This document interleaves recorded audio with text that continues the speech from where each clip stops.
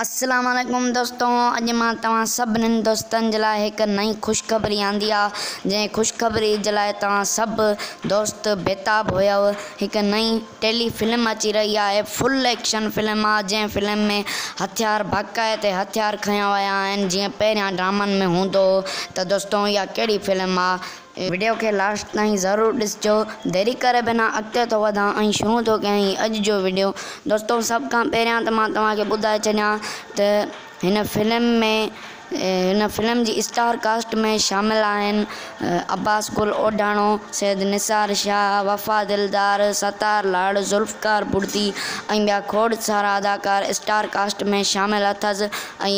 ऐं दोस्तों ही फिल्म हिकु फुल एक्शन फिल्म आहे। अॼु तव्हां सभिनीनि दोस्तनि जो इंतज़ारु ख़तमु थी वियो। जीअं पहिरियां फिल्मुनि में ऐं ड्रामनि में बंदूकूं खयूं वयूं हूंदियूं, हिन ड्रामे में बि बंदूकूं हथियार खया विया आहिनि। हीअ ॾिसी सघो था त सैयद निसार शाह जे हथ में हिकु हथियार आहे ऐं हिन फिल्म में सैयद निसार शाह जो नालो हूंदो आहे सुल्तान। दोस्तों हिन फिल्म जो अञा ताईं नालो रिवील न आहे कयो वियो त कहिड़ो हिन फिल्म जो नालो आहे। बाक़ी अॼोके ॾींहं ते सिंध टीवी जे हिन फेसबुक पेज ते, सिंध टीवी HD जे फेसबुक पेज ते हिन जो टीज़र रिलीज़ कयो वियो आहे। तव्हां हुन टीज़र खे ॾिसी सघो था। फेसबुक पेज ते वञी तव्हां टीज़र खे ॾिसी सघो था।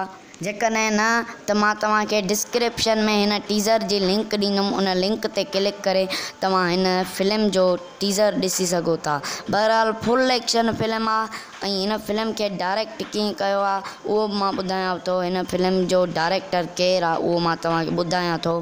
दोस्तों हिन फिल्म जो डायरेक्टर आहे सैयद ख़ालिद शाह ऐं उहो ई हिन फिल्म खे डायरेक्ट करे थो।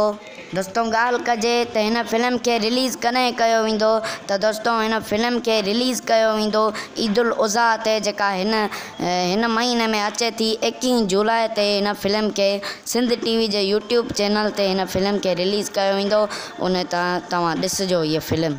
दोस्तों तव्हां हीअ ख़बर ॿुधी तव्हांखे ख़ुशी थी या न? ख़ुशी इन ॻाल्हि जी त हिन फिल्म में हथियार खया विया आहिनि, 2-3 ड्रामा आया आहिनि या फिल्मूं, त उन्हनि में तव्हांखे हथियारनि वारो मज़ो न ॾेखारियो वियो आहे।